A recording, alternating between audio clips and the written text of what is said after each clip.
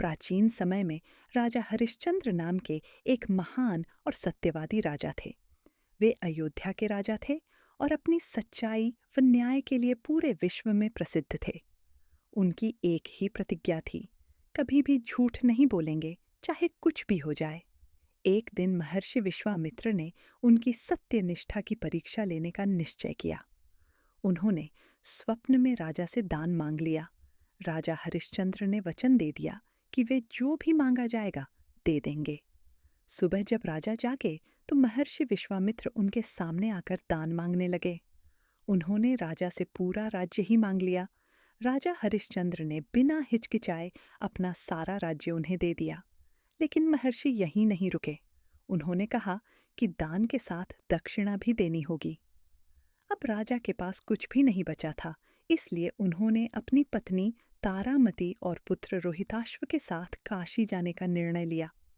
काशी पहुंचकर उन्होंने दक्षिणा चुकाने के लिए खुद को एक डोम श्मशान के रखवाले के हाथों बेच दिया। उनकी पत्नी और पुत्र भी अलग अलग बिक गए। अब राजा हरिश्चंद्र श्मशान में काम करने लगे, जहां उनका काम था अंतिम संस्कार के लिए कर टैक्स लेना। एक दिन बहुत दुखद घटना हुई। उनके पुत्र रोहिताश्व की सर्पदंश से मृत्यु हो गई। उनकी पत्नी तारामती अपने मृत पुत्र को लेकर श्मशान पहुंची। राजा हरिश्चंद्र अपने कर्तव्य पर थे।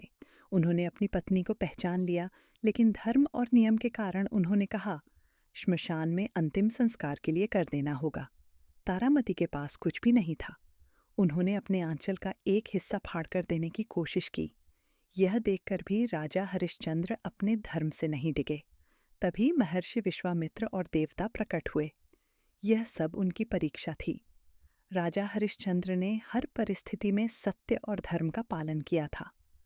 उनकी इस अटूट सत्यनिष्ठा से प्रसन्न होकर देवताओं ने उनके पुत्र को जीवित कर दिया और उनका राज्य वापस लौटा दिया।